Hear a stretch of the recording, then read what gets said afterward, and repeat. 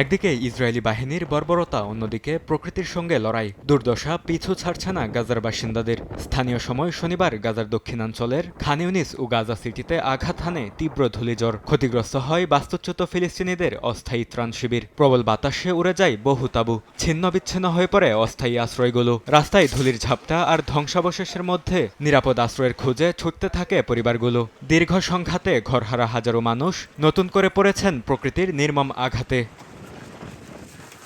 প্রতিবার বাতাসের ঝাপটা এলেই ভেঙে পড়ে বাস্তুচ্যুত বাসিন্দাদের তাঁবু। ধূলিজ্বরে নষ্ট হচ্ছে বিছানা, কম্বল আর সামান্য জিনিসপত্রও। অস্থায়ী বাথরুমগুলো ধসে পড়েছে। ফলে উপত্যকায় মৌলিক প্রয়োজন মেটানোই কঠিন হয়ে উঠেছে। তাঁবু ছাড়া এই বাসিন্দাদের অবশিষ্ট বলতে আর কিছুই নেই।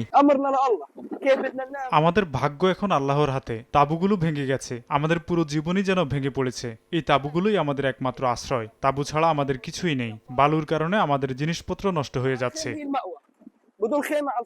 বেশিরভাগ তাঁবুই 1 বছরের বেশি সময় ধরে ব্যবহার হয়ে আসছে, যা এখন ক্ষয় হয়ে আর ব্যবহার উপযোগী নয়। বৃষ্টির মৌসুমে পানি সরাসরি ঢুকে পড়ে তাঁবুর ভেতরে, আর বাতাস এলেই পুরো কাঠামো নড়বড়ে হয়ে যায়।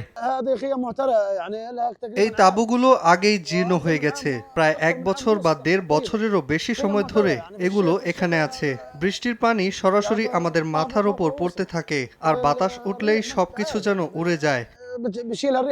ইরান সংঘাতের পর নতুন করে উত্তেজনা বেড়েছে গাজা উপত্যকায়। ফিলিস্তিনি কর্মকর্তাদের মতে ফেব্রুয়ারির শেষ থেকে নতুন করে হামলায় প্রাণ হারিয়েছেন গাজার বহু মানুষ। এমন প্রেক্ষাপটে যুদ্ধবিধ্বস্ত মানুষের জীবনে এই ধূলিঝড় যেন আরও এক দুর্দশা হয়ে নেমে এসেছে। বরকতুল্লাহ, সময় সংবাদ।